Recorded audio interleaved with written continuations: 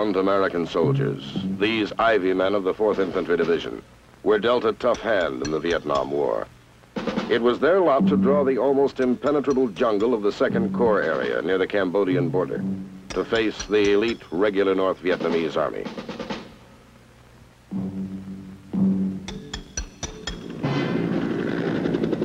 Assigned to a narrow corridor honeycombed with North Vietnamese units operating all the way from the Cambodian border to the coastal plain of South Vietnam, the courageous Ivy men carried the war to the enemy and faced him toe-to-toe for a slug-out that ended in triumph for the 4th Infantry Division and a greatly expanded area of influence for the 2nd Corps.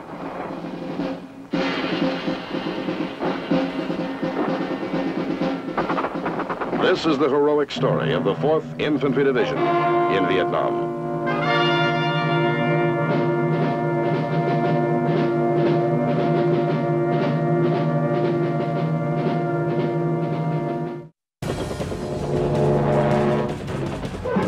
The Central Highlands, difficult terrain made up of jungle, mountains, and waterways with the highest incidence of malaria in Vietnam. This was the lot of the 4th Division.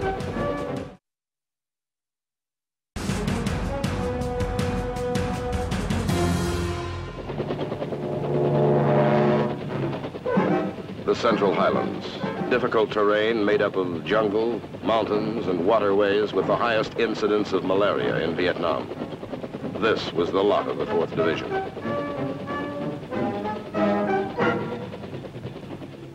The division base was established at Dragon Mountain, renamed Camp Inari, after Lieutenant Mark S. Inari, the first Ivy officer to fall in Vietnam.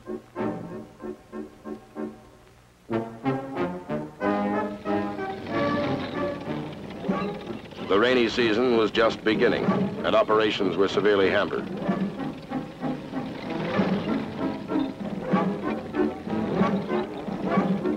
But neither the weather nor the harassing enemy could deter the Ivy men, who were determined to make the area their own.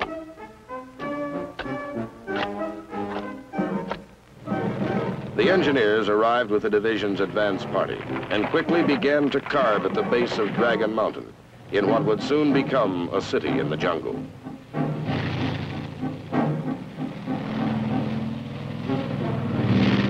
With security details always on alert against sudden attack, the men of the 4th cleared the area and established their quarters.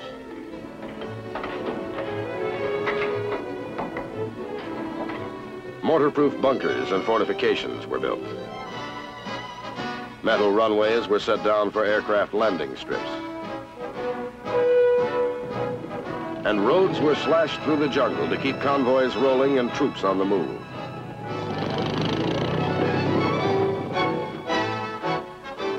Within little more than a year, the Ivy Division base camp contained more than 900 buildings.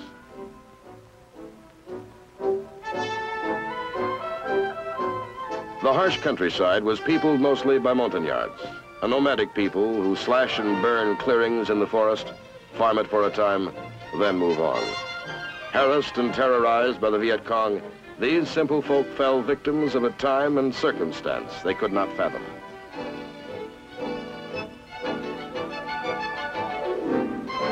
A need to evacuate the Montagnards to safer areas became apparent as enemy activity increased around their villages.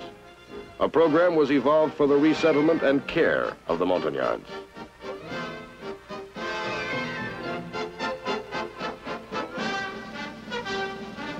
In each move, the entire village was lifted bodily, huts, belongings, and all, and transported to a more secure location.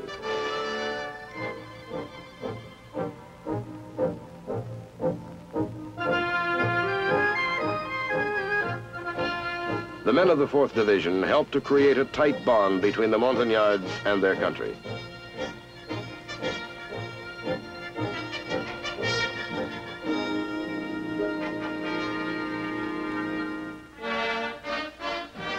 Ivy men swept through the steaming jungle near the Cambodian border, seeking to block North Vietnamese regiments who periodically dashed across the border in hopes of a quick victory.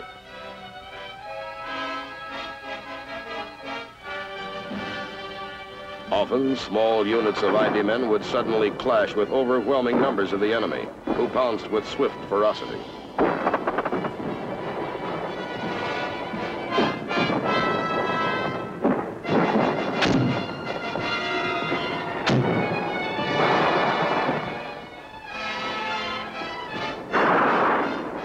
big guns of the 4th were called in for support, and the heavy lead began to fly. The North Vietnamese Army, the NVA, disengaged as quickly as they had appeared.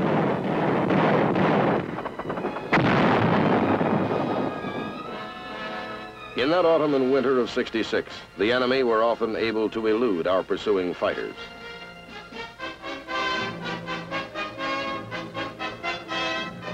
We hit them from the air.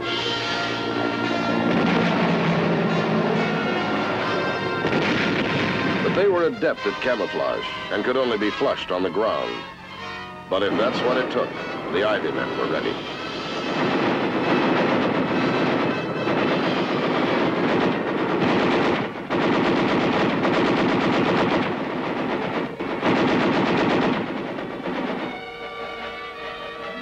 They embarked on a series of search and clear missions to locate the enemy and to rout him. The big mobile guns continued to do their share in dispersing the enemy.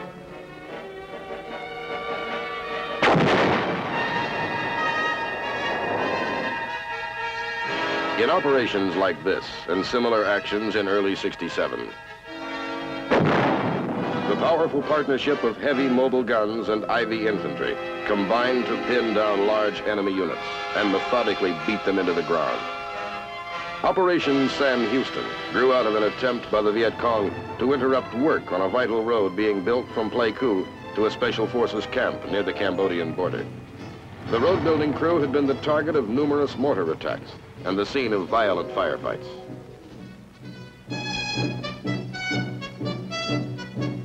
Despite intelligence reports of a large mass of NVA units, elements of the 4th Division moved through difficult terrain to meet the elusive enemy.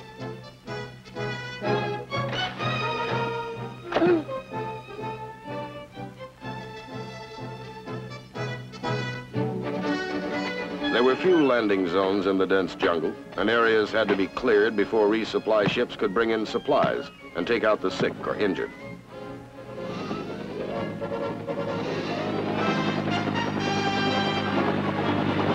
This was the only physical link with the outside.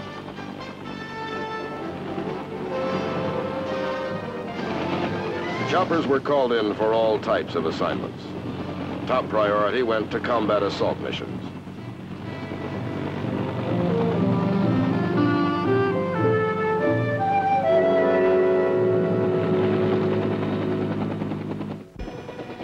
To spot enemy concentrations under the umbrella of dense jungle foliage, light observation helicopters were used.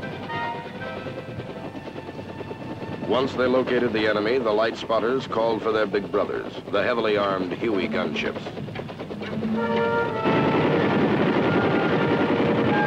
These choppers pack an impressive resource of firepower.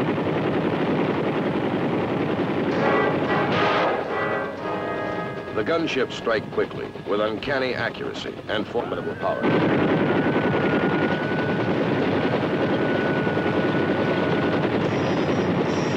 Their presence on the scene was welcomed by the ground troops below, who moved in quickly to exploit the gunship attack. For the NVA, this technique was a costly experience, resulting in a great loss of men, installations, and equipment.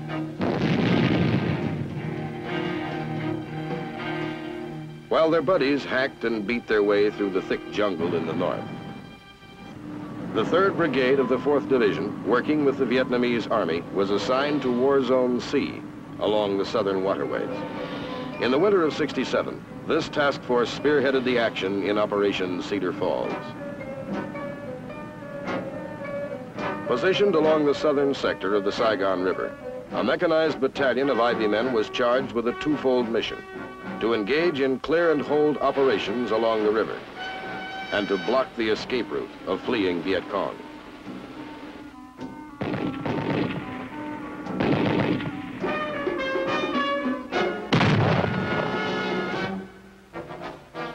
As so often happened in the course of their mission, Ivy men uncovered a rich cache of rice left behind by the VC, which was airlifted out for distribution to the South Vietnamese.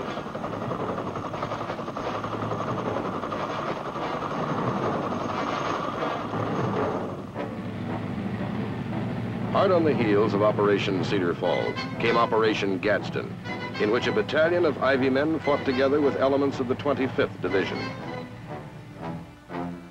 On one of their many sweeps deep in the jungle near Cambodia, they succeeded in taking a division-sized Viet Cong complex. At first, the Americans had met heavy resistance, but on the second day, they moved in and found that overnight, the enemy had abandoned the area. The complex was there to be taken.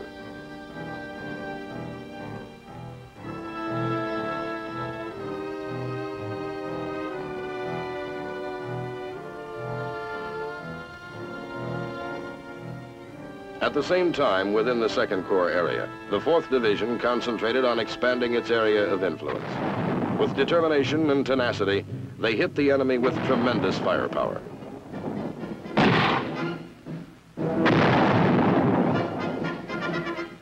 Between contacts with the enemy, the existence of the 4th Division was characterized by long periods of watchful waiting, with time for relaxation.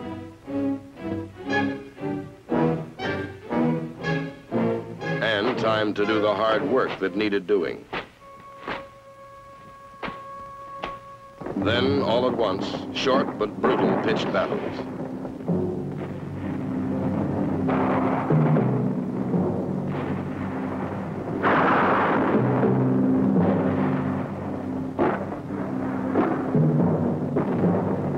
And that was the pattern until, in April of 1967, the 1st and 2nd Brigade moved into Operation Francis Marion, while operating from bases nicknamed Jackson Hole and the Oasis.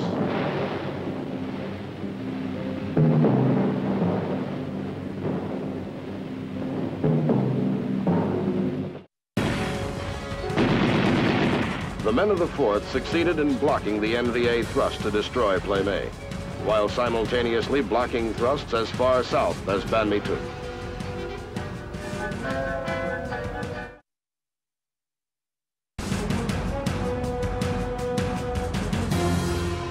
In the fall of '67, a North Vietnamese Army regiment moved into the Ia Drang Valley from the sanctuary of the Cambodian mountains to threaten the Special Forces camp at Pleme. An area sweep was undertaken. Contact was immediately established. NVA patrols were particularly active around roads, but round-the-clock Ivy operations effectively neutralized the threat. The men of the 4th succeeded in blocking the NVA thrust to destroy Pleme, while simultaneously blocking thrusts as far south as Ban Me Thuc.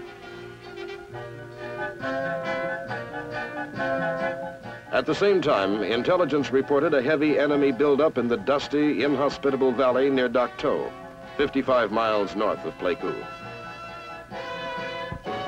The Ivy men quickly responded to the challenge, moving the infantry battalions of the 1st Brigade into the rugged mountains near the Cambodian and Laotian borders.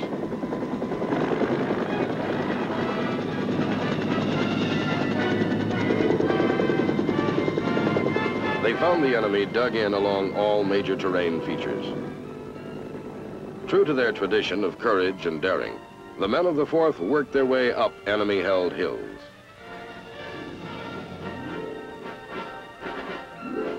With an airstrip at Dak To under constant attack by 122mm rockets, Ivy men slugged it out in the surrounding hills in sharp-pitched fights against a shrewd, well-trained, entrenched enemy.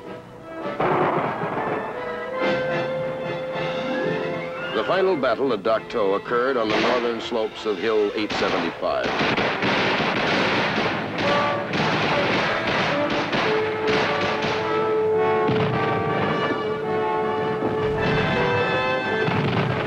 And on Thanksgiving Day, in the 5th and final day of the assault, they hit the hill continuously with airstrikes.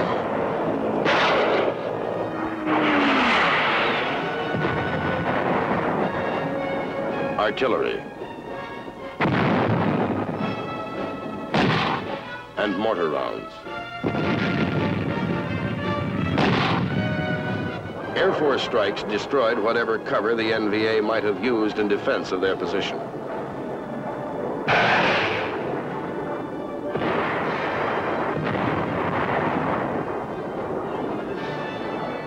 Against all odds, Ivy men air assaulted Hill 875, cutting off a vital supply and withdrawal route for the North Vietnamese. In doing so, the fighting force proved they could win a major confrontation with NVA regulars.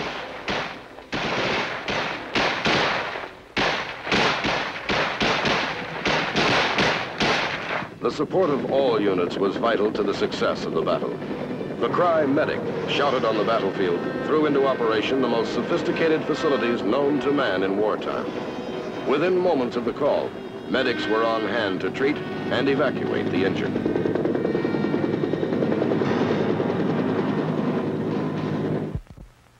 During the Battle of Dak To, the Ivy men fought against 5 North Vietnamese regiments. This involved 3 U.S. brigades, supported by 17 batteries of artillery, resulting in more than 1,600 of the enemy killed in action. Throughout the rugged Central Highlands, the most significant battles were for the hilltops, since the force that controlled the hilltops controlled the valleys below. The 4th Division fought to seize the most strategic hilltops for fire bases. This meant several days of saturation airstrikes.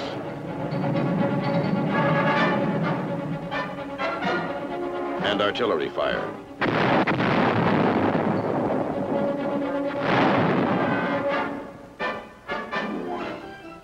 After the infantry had forged its way to the top, a bunker-type perimeter defense was constructed, followed by a land clearing operation.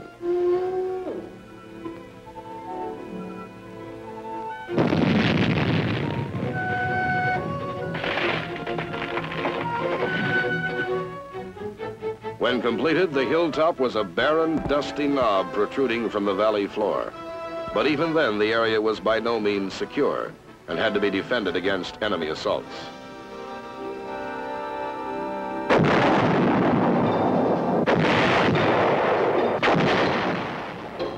Combat patrols were sent to seek out and ambush the enemy.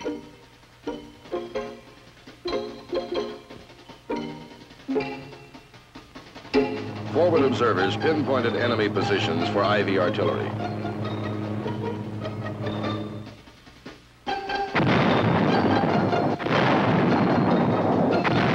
While in the valley, pursuit of the NVA continued. Contributing to the victory at Dak To were the big tanks and tracked vehicles of the division's armor. These rumbling giants brought new dimensions of firepower, mobility, and shock action to the ground fighting.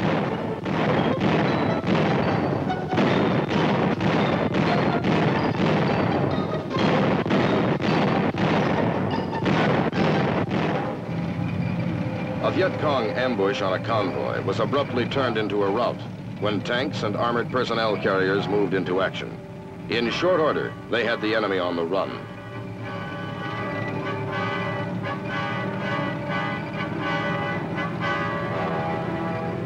At one time, military leaders believed that the use of armor in the jungled mountains was impractical.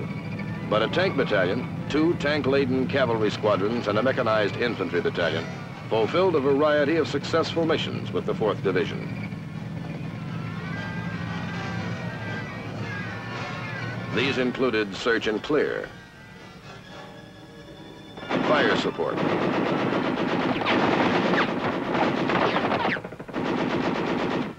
perimeter defense,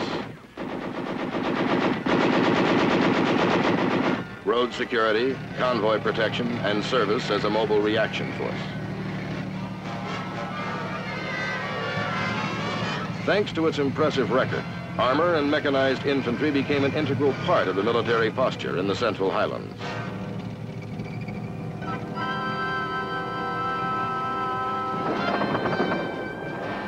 The month-long Battle of Dak To, part of Operation MacArthur, was the turning point for the 4th Division in the 2nd Corps area.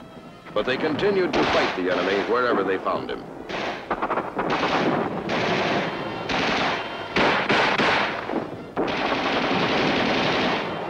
At Linh-Loc, harassment of the evasive enemy was almost a daily occurrence.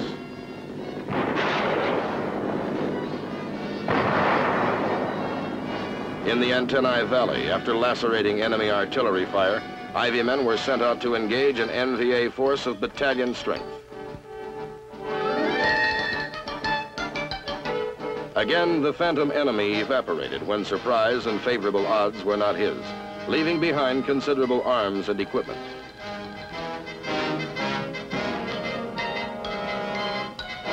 And numerous graves. In the Antennae Valley, too, a vital landing zone had to be secured so that needed communications equipment and supplies could be flown in.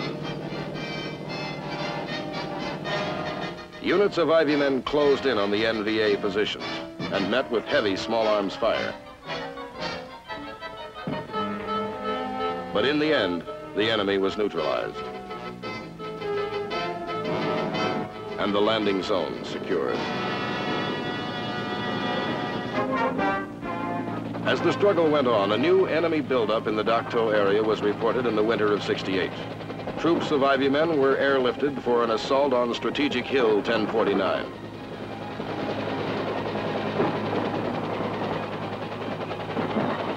Wave after wave of helicopters lifted the fighting men into the assault. Moving with the precision of a well-integrated combat force, the seasoned Ivy men forged their way through enemy-held positions and took the hill in 5 sorties.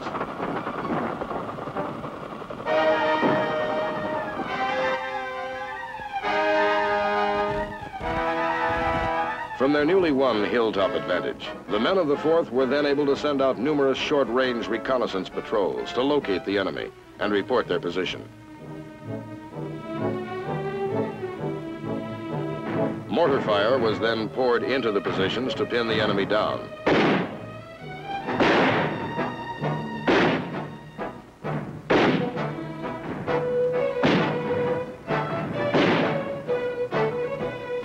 AH-1G Huey Cobras swept in with rockets and raking machine gun fire.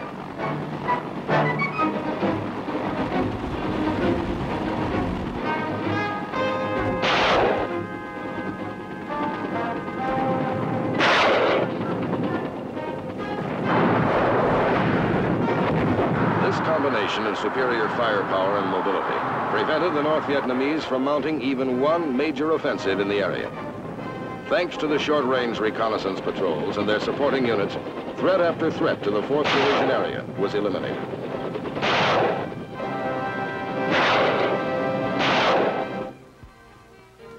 The 4th Division has been eminently successful in the Central Highlands. Within 2 years, their zone of influence increased tenfold, covering some 10,000 square miles of rugged terrain. That's the story. The success of the 4th Division's mission was due to the dedication of young men working as a team. Each man was totally devoted to the job at hand and to his fellow soldier, dedicated to give the best that was in him, because that was the best way out for himself, too. The 4th Division, answering its 3rd call to arms, saw its duty in Vietnam's Central Highlands and did it with dignity and distinction. The officers and men of the seasoned 4th Infantry Division stand fully prepared to defeat communist aggression and give the people of South Vietnam the opportunity to live in peace and in freedom. Throughout Vietnam, the Ivy patch is worn proudly by Ivy men and feared by the enemy.